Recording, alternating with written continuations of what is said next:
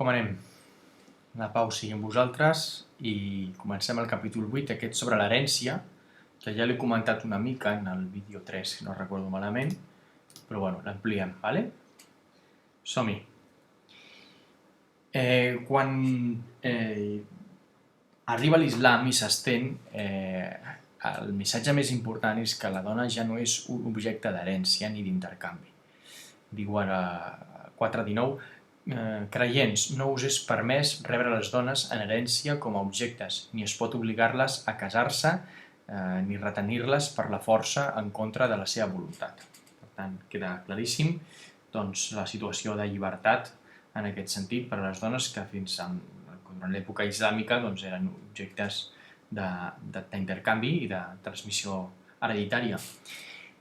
La dona passa de no heretar res, o de ser objecte d'herència, diguéssim, a heretar la meitat que l'home. Per tant, aquest canvi és important. A l'home li correspon el mateix que dues dones. Diu l'Alcorà 4:11. Per què això? No? Doncs, a veure, en primer lloc, l'home es presenta com a responsable únic del manteniment econòmic de la família. En aquest context de societat patriarcal, l'home és l'únic que genera fonts d'ingressos. Llavors, té també una obligació, hi ha una obligació de la societat, d'una banda, no? A mantenir una dona, i aquesta societat no té cap obligació de mantenir un home amb plenes facultats. Llavors hi ha aquesta situació, diguéssim, negativa de cara a l'home, perquè genera riquesa, llavors l'Estat no es pot fer càrrec d'ell, i en canvi, en el cas de la dona, sí que l'Estat es pot fer càrrec. La dona no està obligada a gastar res en el manteniment de la família. Abans hem parlat de Khadija, que treballava, doncs els diners que generava no tenia cap obligació de donar res a Muhammad ni mantenir res a la família. L'herència no és fruit de l'esforç del fill o filla.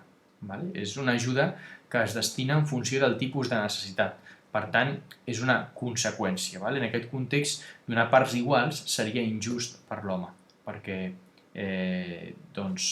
sempre tindria coherència en aquest cas. Si és ell al final el que s'ha d'espavilar a l'hora de trobar diners i la dona serà sustentada per la societat, doncs és lògic que l'herència sigui més gran per l'home, per poder generar l'empresa o poder invertir en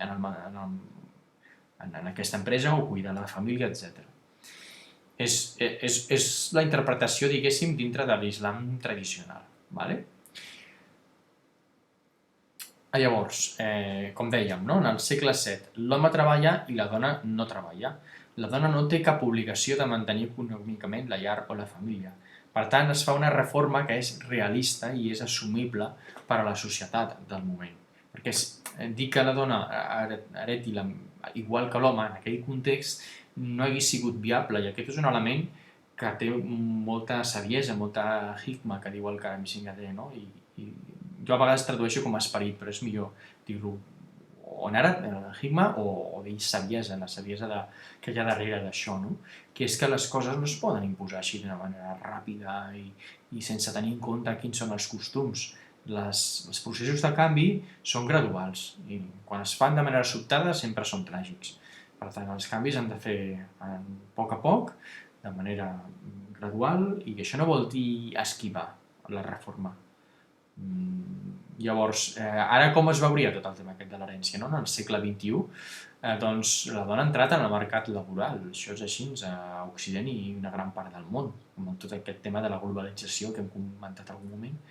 Llavors jo plantejo les preguntes, ha de tenir la dona també la responsabilitat de mantenir econòmicament?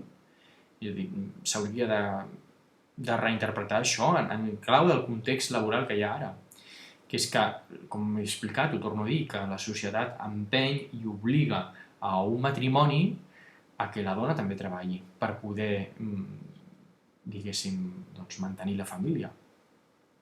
Com queden aquí els permisos de maternitat? És a dir, els permisos de maternitat realment hi ha una protecció de la dona en aquest sentit? I on queda la responsabilitat de l'home com a pare en la societat actual? No sé, són preguntes que faig com per reflexionar dintre de les lleis, de la legalitat que hi ha a Occident i que, bueno, a veure, l'Alcorà no obliga a la dona a no treballar i tampoc l'obliga a treballar. O sigui, el tema del treball o no treball és una qüestió que no està estipulada a l'Alcorà. Així tal qual. Sí que està estipulat que l'home ha de mantenir a la dona en el context aquest en què l'audiència viu en una societat patriarcal. Però més enllà d'això no hi ha. I llavors, quan tu veus el context i veus el sentit, el per què es genera aquesta reforma, que és de protegir, de donar més drets a la dona, et planteges com s'hauria d'aplicar avui dia. Més aviat l'Alcorà parla això, de les obligacions de l'home, més que no pas de la dona. L'Alcorà exposa una situació justa per a un determinat context cultural, és això el que volia dir.